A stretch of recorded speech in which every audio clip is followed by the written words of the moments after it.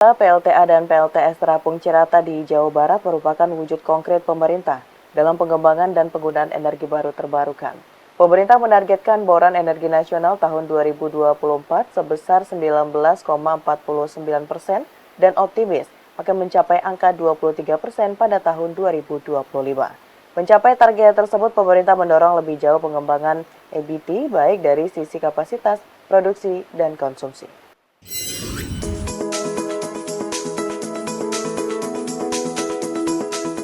Indonesia mengoptimalkan semua potensi energi baru terbarukan untuk menuju target net zero emission tahun 2060. Potensi energi baru terbarukan yang dimiliki Indonesia sangat besar nilainya, hampir mencapai 4 terawatt.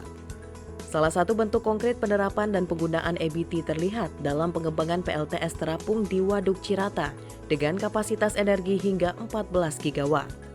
Direktur Utama Proyek PLTS Terapung Cirata, Dimas Kaharudin mengungkapkan, PLTS Cirata dibangun di atas permukaan waduk dengan luas 200 hektar dan mampu memproduksi energi hijau kapasitas 145 megawatt peak untuk suplai listrik 50.000 rumah. Menurut Dimas Kaharudin, PLTS Cirata masih bisa diperluas hingga lebih dari 6.200 hektar dengan potensi produksi listrik hingga 1,2 gigawatt peak. Jadi kapasitas dari PLTS Terapung Cirata itu 145 MW AC atau kurang lebih mampu melistriki 50.000 rumah atau kurang lebih satu kecamatan ya. Nah, memang listrik dari PLTS Terapung Cirata ini langsung ditransmisikan ke jaringan Jamali, Jawa Madura Bali, sehingga listriknya langsung disebar ke seluruh Pulau Jawa. Seperti itu.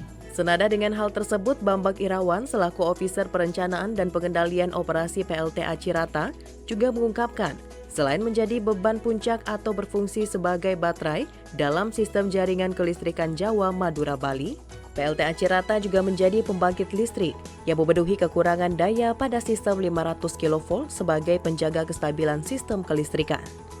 Selain menyuplai kebutuhan listrik di 3 pulau, PLTA Cirata terus berupaya memperluas manfaat kepada masyarakat dengan melakukan berbagai terobosan mulai dari sebagai pengendali banjir dari Sungai Citarum, sebagai penampung irigasi, tetapi juga terlibat dalam teknik modifikasi cuaca untuk meringankan dampak cuaca ekstrim. Oke, jadi manfaat utamanya adalah kita bisa merasakan listrik dari energi yang tidak menghasilkan polusi. Intinya di situ. Nah, kuncinya di situ. Jadi kita mendapatkan listrik, menghasilkan listrik tanpa menghasilkan polusi, itu bisa dirasakan masyarakat banyak dan tetap menjaga alam. Jadi tidak ada alam yang rusak, tapi kita bisa menikmati energi yang bersih seperti itu.